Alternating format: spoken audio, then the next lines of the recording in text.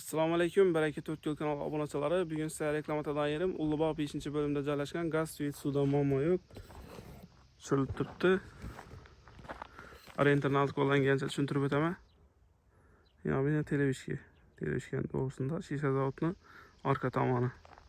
Bu yoqda Valiyev degan ko'cha bor ekan. Ulug'bog'ning ichidan kirib kelsangiz Valiyev degan ko'chadan kirib kelinadigan. Ekranda egasini men yozib qoldiraman. Bemalol telefonlashib manzilni so'rab tursangiz tushuntiradilar.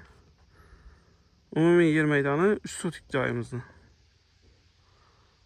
Gaz, svet, suvda muammo yo'q.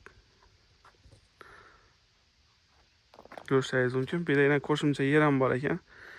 Dokumentda 3 sotik, bir de qo'shimcha yana foydalansanglar bo'ladigan yer ham bor ekan. Hozir ishlarini plani bilan tanishtirib o'taman.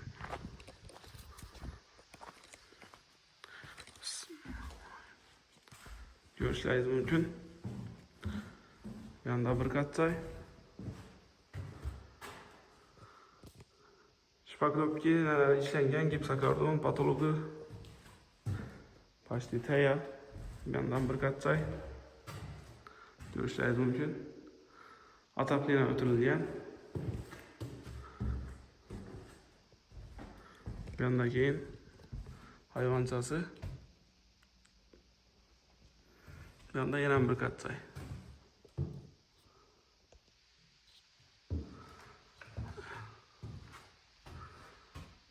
Üç katçay общий. Ataplina kurulgan. Gaz, svet, sudan muammo yo'q. Bir de yine aşxonasi. Aşxona. Ariston kotel qurilgan. Dushoy kabina ishlangan. Chegarasi do'stlar. Bu yoqda yana bir joy. Badan kapitalida 3 sotik. Şu turbadan direkten ortadan bölüngen joy. Akvaynalar kurulgan polni. Şuradan şimdi öteller yine aşağı Çarvagacha. Koğuşlan devolna ekan atıldı. Ben tarafta yine qo'shimcha yer ham bor. Mana. Narxi do'stlar.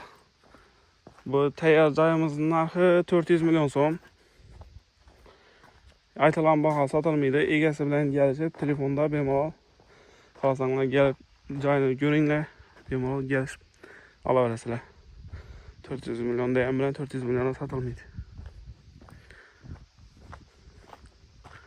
Kapitalında yana 3 sotikli joy bor.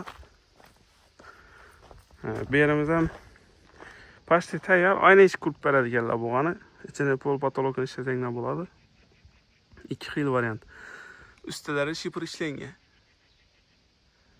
2 daynik ham. Gaz tushirilib turibdi yine. Buni ayni ishni qurib beradilar. Narxi 250 milyon so'm ekan.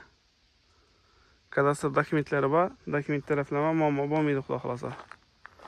Shuhrat bilan xorlasharasizlar. Kimda kim shunday e'lon berajak bo'lsa, bemalol o'zimga murojaat etaverasizlar.